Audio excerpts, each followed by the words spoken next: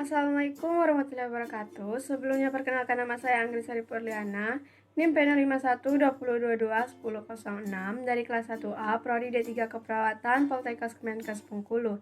Baiklah, di sini saya akan menjelaskan materi sikap dari mata kuliah psikologi.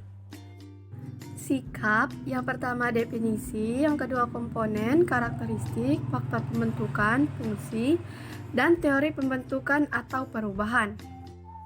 Definisi sikap yang pertama berorientasi pada respon. Tokoh Louis Swan, Recensi Likers, dan Charles Osgood. Sikap adalah suatu bentuk atau reaksi perasaan. Perasaan mendukung maupun perasaan tidak mendukung terhadap suatu objek. Yang kedua, berorientasi pada kesiapan respon. Tokoh Seth, Bejerdus, Lespier, Mead, dan Alford. Sikap merupakan kesiapan untuk bereaksi terhadap suatu objek dengan cara-cara tertentu. Kecenderungan potensial untuk bereaksi dengan cara tertentu jika individu dihadapkan pada suatu stimulus yang mendaki adanya respon. Suatu pola perilaku, terdetensi atau kesepian antisipatif, predisposisi untuk menyesuaikan diri dalam situasi sosial. Yang ketiga, definisi yang berorientasi pada skema triadik.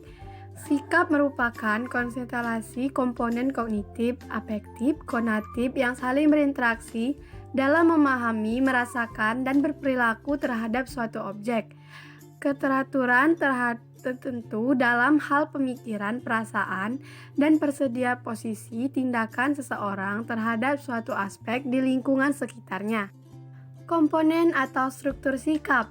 Yang pertama, kognisi berupa kepercayaan, keyakinan, ide, konsep, persepsi, stereotip, pandangan, opini, pengetahuan, atau informasi tentang suatu objek. Yang kedua, afeksi berupa emosi, perasaan, nilai-nilai tentang suatu objek. Yang ketiga, konasi yang berupa kecenderungan bertingkah laku atau bertindak terhadap suatu objek. Karakteristik sikap.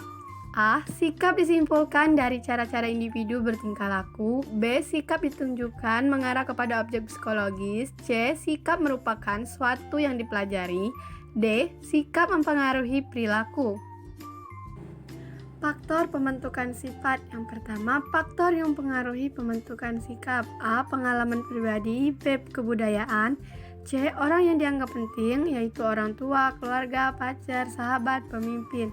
D. Media massa. E. Institusi atau lembaga. Fungsi sikap. Yang pertama, utilitarian function. Sikap memungkinkan individu untuk memperoleh atau memaksimalkan reward dan meminimalkan punishment.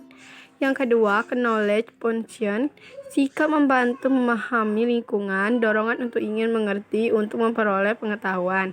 Yang ketiga, value expressive function. Sikap akan mengkomunikasikan atau mengekspresikan nilai atau identitas yang dimiliki seseorang. Yang keempat, ego defensive function. Sikap melindungi diri, menutupi kesalahan, agresif, disebut dalam rangka mempertahankan diri atau ego. Teori-teori pembentukan atau perubahan sikap. Yang pertama, teori keseimbangan. Yang kedua, teori konsisten kognitif afektif. Yang ketiga, teori ketidaksesuaian. Dan yang keempat, teori atribusi. Teori keseimbangan.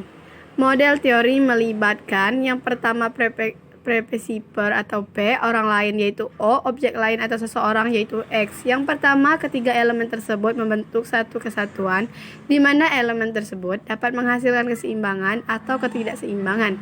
Yang kedua, keseimbangan sama dengan P sependapat dengan O yang disukainya atau P tidak sependapat dengan O yang tidak disukainya. Yang ketiga, ketidakseimbangan yaitu P tidak sependapat dengan O yang disukainya atau P sependapat dengan O yang tidak disukainya.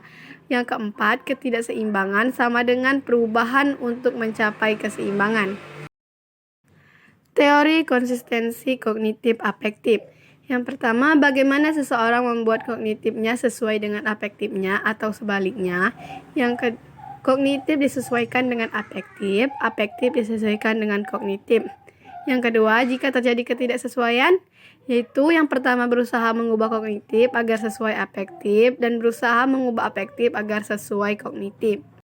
Yang ketiga, kognitif diubah mengikuti afektif. Yang keempat, CO, sikap terhadap merokok. Afektif suka merokok, kognitif sama dengan tahu bahwa merokok berbahaya menyebabkan kematian, yaitu merokok berguna untuk bersosialisasi dengan lingkungan, mati itu rahasia ilahi atau takdir.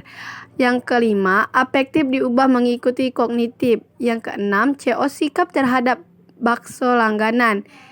Kognitif, tahu bahwa bakso B ternyata dari daging tikus. Teori ketidaksesuaian. Yang pertama, sikap akan berubah untuk mempertahankan konsistensinya dengan perilaku nyatanya. Yang kedua, sumber pokok interkonsistensi ada dua. Yang pertama, akibat pengambilan keputusan. Yang ketiga, akibat perilaku yang bertentangan. Dan yang ketiga, inkonsistensi, yaitu mengubah sikap agar sesuai perilaku. Yang keempat, contoh. Yang pertama, sikap minus pada si X tapi berperilaku baik dan akrab. Yang kedua, lama-kelamaan sikap berubah jadi positif agar tidak dianggap PHP oleh lingkungan sekitar. Teori atribusi. Yang pertama, berbeda dengan ahli pada umumnya. Yang kedua, ahli pada umumnya yaitu sikap berdasarkan pertimbangan kognitif dan afektif. Yang ketiga, teori ini berpendapat sikap bukan berdasarkan peninjauan ke dalam diri, tapi kesimpulan penilaian terhadap perilaku dan persepsi situasi.